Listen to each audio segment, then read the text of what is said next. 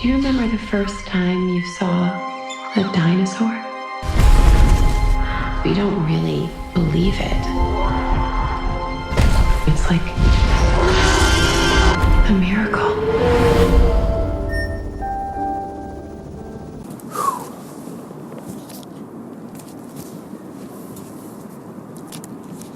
Got some ice cream with me. It's just what you do when you have your heart broken.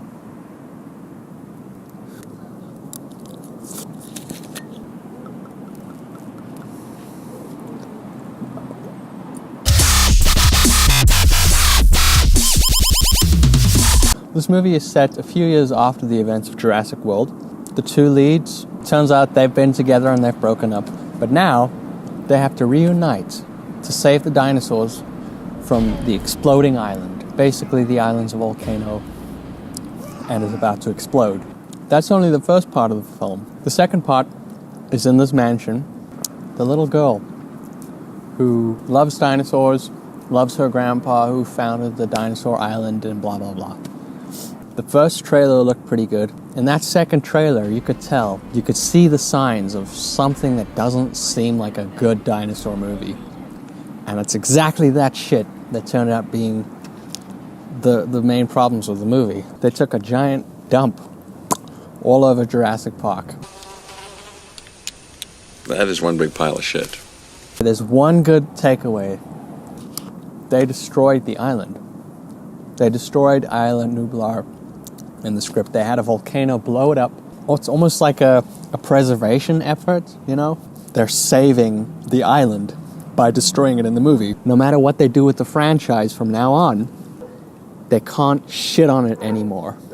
So that's good news. The first part was not so bad. I quite liked what was going on in the first part. I'll admit that the frickin' dialogue was some of the worst movie dialogue I've ever heard. It's a fun adventure film. What's a little bit of bad dialogue? I'll let it slide. Terrible dialogue, though. I mean, like, top of the line terrible dialogue. That's not what I'm here for. I'm just here for the big dinosaur adventure. You get a little bit of big dinosaur adventure. They go to the island. Claire gets recruited. She recruits Owen. And the two of them go off to Island Nublar to rescue the dinosaurs. There are two new characters. They're young, I guess, millennials. They wanna bring in that young audience, you know? So they got two millennials. They got one kid who's just scared of everything. He's a hacker. He seems like he belongs in a sitcom. So I guess his comic relief, I don't find him too funny. He brings a little bit of levity here and there, which is maybe needed. He's bad, but whatever. The boy millennial, and now we have a girl millennial. She's all about liberation for animals because she's a paleo veterinarian. They were kind of needless side characters, but they could have been worse. I can live with a couple of crummy side characters. That's not the end of the world. As they reveal in the trailers, turns out the whole thing was a big sham. They were using them so that they could get to the dinosaurs and use them for some other nefarious purposes. What was pretty interesting about that first half, that first part that takes place on the island, was that how heavy-handed they were with all of the old symbols from the original Jurassic Park universe, you know? They were extremely heavy-handed. I guess some people call it fan service. I've never been too bothered by fan service. Fan service, whatever. Doesn't take me out of the movie too much. But I swear it's like 6 or 7 times that they go back to old locations and they kind of have a random moment in there, but they make a point of showing you, oh, this is the old location. Do you recognize it? Or this is the icon of Jurassic Park. Get it? When they show the Brachiosaurus, it's like almost exactly the same moment. They get out of the car, they look at this thing where that car fell out of the tree, they go back to that side, and when they leave the island, they have this horribly sentimental moment. This Brachiosaurus is walking towards them as they're leaving the island in this massive boat. And it's like, oh, help me, I'm gonna burn on the island. As they're going away, as he gets covered in ash, you can still see its silhouette from all the flames and everything. And it does exactly that pose that it did in the original Jurassic Park. But okay, I get it. They were doing that because they were saying goodbye to that island for good. Having the dinosaurs on an island kind of writes you into a corner. I think that they just took the dinosaurs off the island so that they could whore out the franchise. But I am kind of grateful. They have that thing, they get double-crossed, they leave the island for good. So, what are you going to do with these movies from now on, Jurassic World? You've got a whole franchise to run, don't you? You got a lot more work ahead of you. What are you going to do without the island? Well, they show you. And this is where things really take a turn. Like, they were pretty bad on that island already. There were pretty cool moments.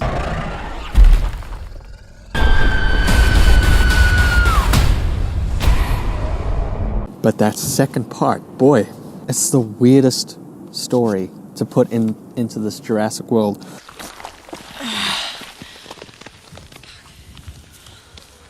The little girl running around the house, the bad businessman making bad deals. She finds out some stuff and she has her own little adventure. It involves another weird genetically modified dinosaur inside her own house. And it's like a horror film, like a haunted house kind of horror film.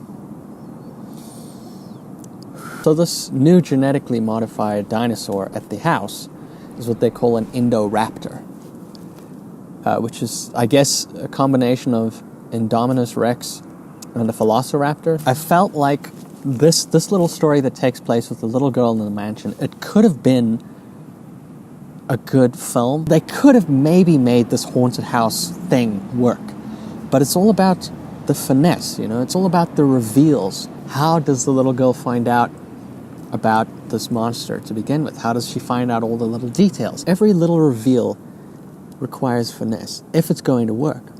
And it feels like they didn't care about any of those reveals. They just cared about the information. As long as you got the information, they were fine with it. They didn't care so much that the reveal wasn't very interesting. But what was really strange for me was the way that they treat Blue. Hey, girl. I'm a girl? In the first Jurassic World, they got a little bit iffy with these Velociraptors. Suddenly they're like trained. But I felt like they left enough room open that you could still see this Velociraptor as a dangerous thing. It's a wild animal still. But they just don't care about that at all in this movie. My goodness. They ruin that by turning Blue into essentially a dog. You think what I'm thinking? Good girl, good girl. Because it's like Owen's pet, and it like goes up to him and sniffs him. When he cries, the little dinosaur goes up to him and like. A dinosaur? It's part of the world now. It's part of this universe. Is that this Velociraptor is essentially his friend or his pet. So that's shockingly bad. I have my purpose. In the basement of this mansion, having this dark auction. We're gonna sell dinosaurs. 20 million for this dinosaur. I guess there's a political point that they're trying to make here, but they've taken the adventure out of it and they've put it in this dark and seedy business world. And I guess you could say that they want you to be depressed about that. It just seems like it's exaggerated. All of the crazy ideas that business people might come up with, they're exaggerated to such a degree that you almost have to wonder, is it some kind of meta statement on franchising in general? I mean, I wouldn't put my money on that, but it really is just so blatant that it makes you wonder. I have to say, the philosophy from the first movie, the philosophy is like bad.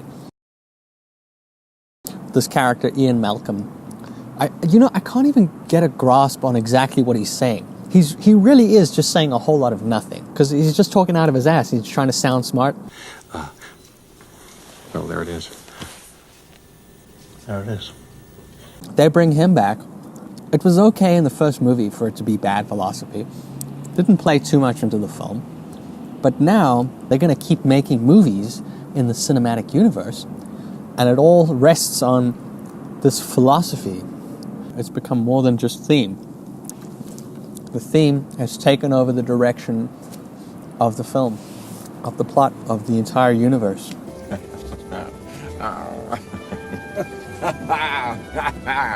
Spoilers from here on out. If you don't want to see the spoilers, skip to this time code. We'll jump straight over the spoilers, so you can still watch the movie. Nothing will be ruined. So, one of the stupid things that happened was this little girl. She finds out some stuff over the course of the movie, and it turns out she's a clone. How is this supposed to work in a world of movies that's supposed to be about dinosaurs? I don't even know how to begin talking about that. There's a scene in the trailers where Ian Malcolm goes, "Welcome to Jurassic World." Welcome to Jurassic World. Turns out that little piece, by the way, that scene is the only scene that Jeff Goldblum comes back for. It really is just a cameo. He's not in the movie. He's just there for that courtroom scene. He doesn't interact with any of the other cast members. He just has his scene in the court where he's making his points. It's just a setup for what the rest of these films are going to be. The dinosaurs are set loose on planet Earth.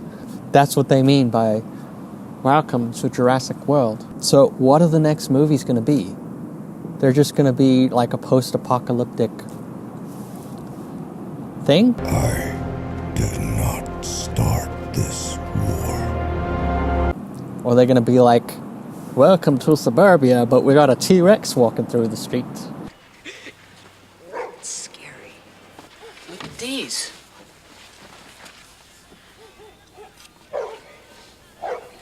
Dinosaurs.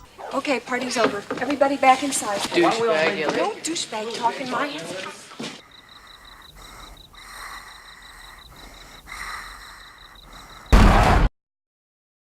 This is like the biggest failure. They've not only screwed up this movie, but they've screwed up their options for all of the next movies.